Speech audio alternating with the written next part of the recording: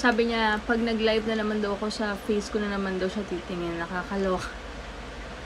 Pero guys, talaga, promise, sobrang chubby chicks talaga ako.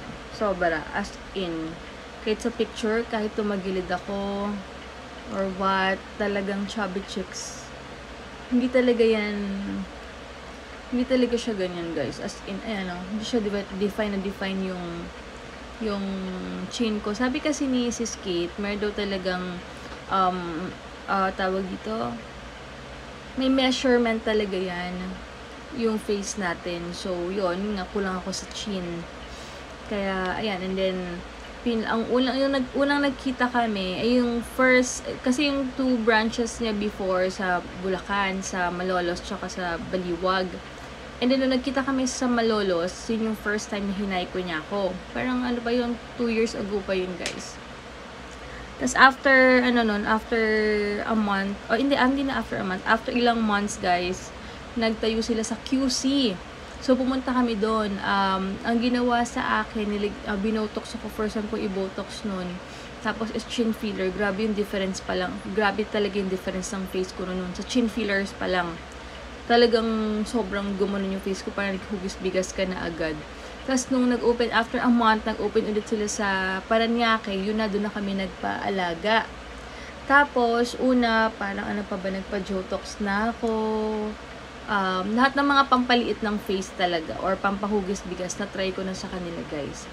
Inquire na lang kayo sa kanila kasi iba-iba tayong face ng shape.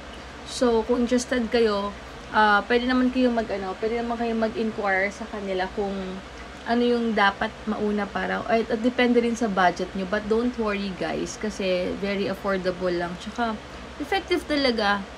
Inaantay ko lang matapos din yung naantay ko lang din mag-heal yung hyphony ng husband ko, pero grabe. From nung bumalik kami dahil sa surgery niya, grabe yung pagka-chubby ng face niya. Pero ngayon, guys, iba-iba. Inaantay ko lang mag-heal mga ilang days para mas masettle yung face niya.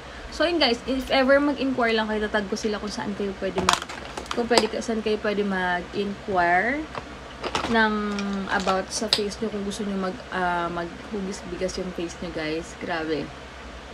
Talaga yung ginagamit yan, guys. Ito yung pinaka-favorite lip balm ko. Ito yung sinusell ko before. Ayan. Tawag dito, pwede kayo mag-inquire sa kanila kung ano yung mga kailangan nyo, kung ano muna yung priority nyo at pasok sa budget nyo. Naman sila magsasabi naman sila sa inyo. At super affordable. At tignan naman yung face ko ngayon. Talagang sobrang talaga siya.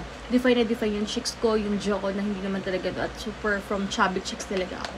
So, yun lang, guys.